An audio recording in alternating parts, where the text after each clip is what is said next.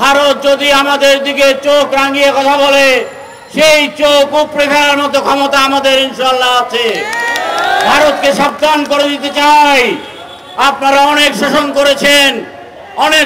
করেছেন, আপনাদের পা চাকা কুকুরকে ক্ষমতায় বসিয়ে দীর্ঘদিন আমাদের ভোটাধিকার বঞ্চিত করেছেন। তত্ত্বাবধায়ক সরকারের উদ্দেশ্যে বলতে চাই, আপনাদেরকে আরো কঠোর হতে হবে, আপনাদেরকে আরো শক্ত হতে হবে, আপনাদের কর্তৃত্ব প্রতিষ্ঠা করতে হবে। আমরা আপনাদেরকে সর্বতভাবে সমর্থন করি। আপনারা প্রয়োজনীয় সংস্কার করে অচিরেই একটা জাতীয় নির্বাচনের ঘোষণা দেন, কারণ দেশের পুরোপুরি সংস্কারের দায়িত্ব জাতীয় রাজনৈতিক দলের। বাংলাদেশ সরকারের প্রতি আহ্বান জানাই, বাংলাদেশ সরকার এই ঔদ্ধত্যপূর্ণ বক্তব্যের প্রতিবাদে ভারতের রাষ্ট্রদূতকে পররাষ্ট্র মন্ত্রণালয়ে ডেকে এনে কড়া প্রতিবাদ করার জন্য, কারণ বাংলাদেশ যুদ্ধ করে স্বাধীন করেছে। বাংলাদেশের সেনাবাহিনী বিশ্বের অন্যতম শ্রেষ্ঠ সেনাবাহিনী। আমাদেরকে চোখ রাঙিয়ে কোনো লাভ নাই। আমাদের 1 লক্ষ অবসরপ্রাপ্ত সেনা কর্মকর্তা এবং কর্মচারী আছে, আমাদের মিলিশিয়া আছে, আমাদের বিডিআর আছে, আমাদের বিজেপি আছে, আমাদের ছাত্র জনতা আছে। ভারত যদি আমাদের দিকে চোখ রাঙিয়ে কথা বলে সেই চোখ উপড়ে ফেলার মতো ক্ষমতা আমাদের ইনশাআল্লাহ আছে। ভারতকে সাবধান করে দিতে চাই, আপনারা অনেক শাসন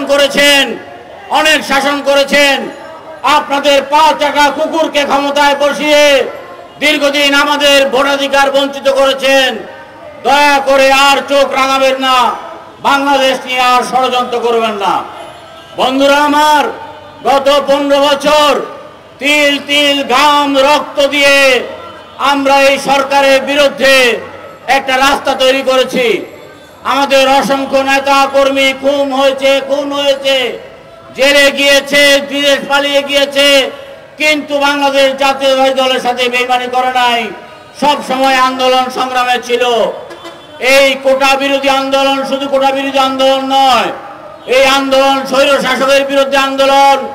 এই আন্দোলনে আমাদের সমস্ত দলের নেতা কর্মীরা তাদের বুকের তাজা রক্ত ঢেলে দিয়েছে, যে যেখান থেকে পেরেছে এই আন্দোলনকে সফল করার জন্য ভূমিকা রেখেছে।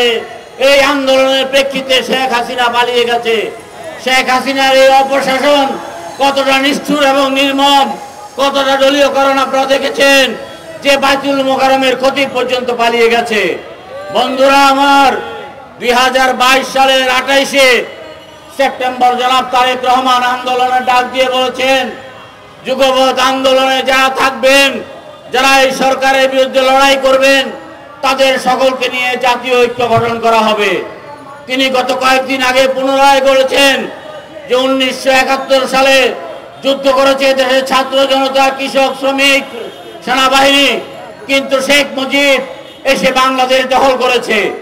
এই বিজয়ে বিএনপি সকলকে নিয়ে, সকল শক্তিকে নিয়ে একটি জাতীয় সরকার গঠন করার যে ডাক দিয়েছে, যে সংস্কারের ডাক দিয়েছে, আসুন আমরা সবাই সেই জাতীয় সরকারের পক্ষে থাকি, সেই সংস্কারের পক্ষে থাকি। নিজেদের মধ্যে কোনো ভুল বোঝাবুঝি, কোনো বিভ্রান্ত না ছাড়াই আমরা একে অপরের কাঁধে কাঁধ মিলিয়ে 16 বছর যেভাবে লড়াই করেছি, আগামী দিনেও আমরা এইভাবে লড়াই করতে চাই। তত্ত্বাবধায়ক সরকারের উদ্দেশ্যে বলতে চাই, আপনাদেরকে আরো কঠোর হতে হবে, আপনাদেরকে আরো শক্ত হতে হবে, আপনাদের কর্তৃত্ব প্রতিষ্ঠা করতে হবে। আমরা আপনাদেরকে সর্বতভাবে সমর্থন করি। আপনারা প্রয়োজনীয় সংস্কার করে অচিরেই একটা জাতীয় নির্বাচনের ঘোষণা দেন, কারণ দেশের পুরোপুরি সংস্কারের দায়িত্ব জাতীয় রাজনৈতিক দলের। আপনাদের সবাইকে অসংখ্য ধন্যবাদ। আমাদের প্রধান অতিথি এবং প্রধান বক্তার প্রতি আন্তরিক কৃতজ্ঞতা, আপনাদের সবাই প্রতি জানাই আন্তরিক কৃতজ্ঞতা। সংগ্রামী সাথী বন্ধুগণ, এখন গুরুত্বপূর্ণ বক্তব্য রাখবেন